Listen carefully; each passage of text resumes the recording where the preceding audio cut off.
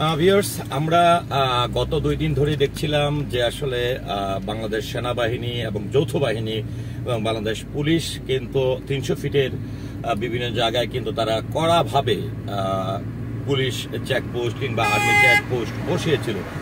সেই প্রেক্ষাপটে 31 অক্টোবরে কিন্তু সব ধরনের গাড়ি কিন্তু তারা আটকে দিয়েছেন এবং সেই গাড়িগুলোর কাগজ চেকআপ থেকে শুরু করে পাশাপাশি ড্রাইভিং লাইসেন্স সবকিছু কিন্তু তারা চেক করেছে। তো আজকে 1 নভেম্বর, আজকে রাস্তার অবস্থা কি সেই চিত্রটি কিন্তু আপনাদেরকে একটু দেখানোর চেষ্টা করছি। আমি একদমই যেই জায়গাটিতে আসলে গত 2 দিন ধরে 30 অক্টোবর 31 অক্টোবর পর্যন্ত আমরা দেখেছিলাম যে বাংলাদেশ সেনাবাহিনী তাদের ট্রাফিক যে অভিযানটি চালিয়েছিল, এখান থেকে আমরা আজকে কিন্তু সেটা লক্ষ্য করছি না। তবে আসলে কখন হঠাৎ করে কিন্তু সেই অভিযান চলে বা বসে যায় বা চেকপোস্ট বসে যায়, সেই বিষয়ে কিন্তু আমাদেরকে সচেতন থাকতে হবে। আরেকটি বিষয় মাথায় রাখতে হবে, যেটি আসলে আমরা দেখেছিলাম যে সেনাবাহিনীর পক্ষ থেকে কিন্তু জানানো হয়েছিল যে আসলে এই 300 ফিটের রাস্তাটি অত্যাধুনিক হওয়ার কারণে কিন্তু বিভিন্ন চালকরা বা বিশেষ করে বৃহস্পতিবার শুক্রবারে কিন্তু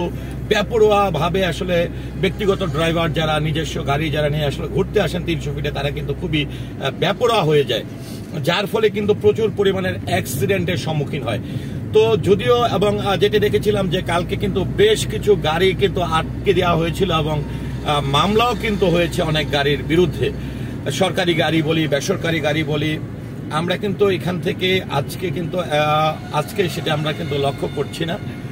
তবে একটি বিষয় হচ্ছে যে আসলে কখন চেকপোস্ট বসে যায় আবার কখন আপনি এই ধরনের সমস্যার সম্মুখীন হন সেটি বলা কিন্তু মুশকিল। তো ভিউয়ার্স, আমি কিন্তু এখান থেকে এসে বসুন্ধরা ঠিক উল্টা পাশে আমরা দেখেছিলাম কুড়িল বিশ্ব রোড থেকে প্রবেশ করার পরে সেই সেনাবাহিনীর চেকপোস্ট, বাংলাদেশ পুলিশ সহ যে চেকপোস্টটি সেটি আজকে খুব একটা লক্ষ্য করি না। তো এখানে প্রথমে এসে কিন্তু যে চেকপোস্টটা আসলে বসেছিল সেটি হচ্ছে আন্ডারপাস, যেটি প্রথমে আসলে কুড়িল বিশ্ব রোড ক্রস করে এসে যেটি পড়তো। তো আমরা ঘুরে ঘুরে একটু দেখানোর চেষ্টা করছি যে জায়গাটিতে আসলে সাধারণত আমরা এর আগে পূর্বে আমরা দেখেছিলাম যে পুলিশের চেকপোস্ট অর্থাৎ খিলখাল থানা পুলিশ চেকপোস্ট কিন্তু বরাবরই থাকতো, ঢাকায় ইন আউট সর্বক্ষেত্রে কিন্তু থাকতো। এবং আমরা এই 31 অক্টোবর বা 30 অক্টোবর শুধুমাত্র যে গাড়ির কাগজপত্র চেক আপ কিংবা ড্রাইভিং লাইসেন্স চেক আপ সেটি শুধু সীমাবদ্ধ ছিল না, তারা কিন্তু গাড়িও চার্জ করেছে এবং গাড়ি চার্জ করে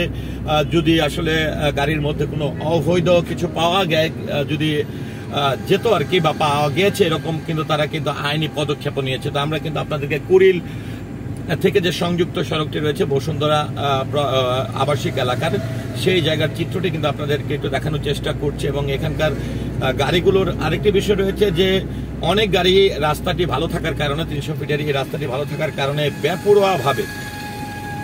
অনেকটা বেপরোয়াভাবে গাড়ির গতিবেগ 100, 120, 40 এরকম ভাবে কিন্তু এই রাস্তাতে আসলে গাড়ি চালিয়ে থাকে। তো যারা আসলে গাড়ির একটি আমরা জানি যে আন্তর্জাতিক একটি নিয়ম রয়েছে, ইন্টারন্যাশনালি নিয়ম, যেটি গাড়ির গতিবেগ সেটি বাংলাদেশেও যে 80 কিলোমিটার বেগের অধিক পরিমাণের গাড়ি আসলে ড্রাইভ করা যাবে না বা গতি বাড়ানো যাবে না। সেই প্রেক্ষাপটে যারা আসলে অতিমাত্রার গতিতে যারা গাড়ি চালিয়ে এসেছে এবং দূর থেকে তারা অবজার্ভ করেছে, আরেকটি বিষয় তো আমরা জানি যে মিটারের মাধ্যমেও কিন্তু গতিবেগ কিন্তু নির্ধারণ করা হয় দূর থেকে, সেখানে কিন্তু আপনার ফাঁকি দেওয়ার কোনো সুযোগ নেই।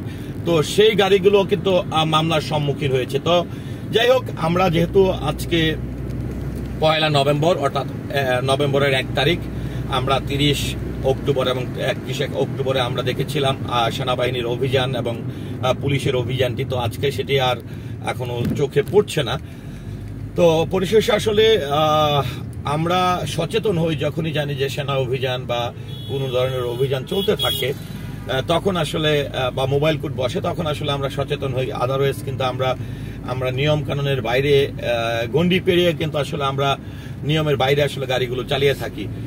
তো সেই প্রেক্ষাপটে অবশ্যই আমাদেরকে আরেকটি বিষয় যদি একটু বলতে চাই যে কালকে যখন আসলে দেখেছি যে বিভিন্ন গণমাধ্যমে কিন্তু যিনি সেনাবাহিনীর কর্তব্যরত অফিসার ছিলেন তাকে কিন্তু আসলে প্রশ্ন করা হয়েছিল যে এই অভিযানটি কেন। তিনি যেটি জানিয়েছিল যে আসলে জনসচেতনতা বৃদ্ধির জন্য, মানুষকে সচেতন করার জন্যই মূলত আমরা এই অভিযানটি চালিয়েছি। তো ভিউয়ার্স, এই যে বাংলাদেশ সেনাবাহিনী, যৌথ বাহিনী, পুলিশ বাহিনী যে আসলে গাড়ির গতি বা গাড়ির ফিটনেসবিহীন গাড়ি বা অবৈধ গাড়ির এই বিষয়গুলো নিয়ে যে অভিযানগুলো চালাচ্ছে, এটি নিয়ে আসলে আপনাদের মতামতকে আশা করছি কমেন্টের মাধ্যমে জানাবেন। সেই সাথে অবশ্যই পুরো ভিডিওটির সঙ্গে থাকার জন্য সকলকে অসংখ্য ধন্যবাদ। আল্লাহ হাফেজ।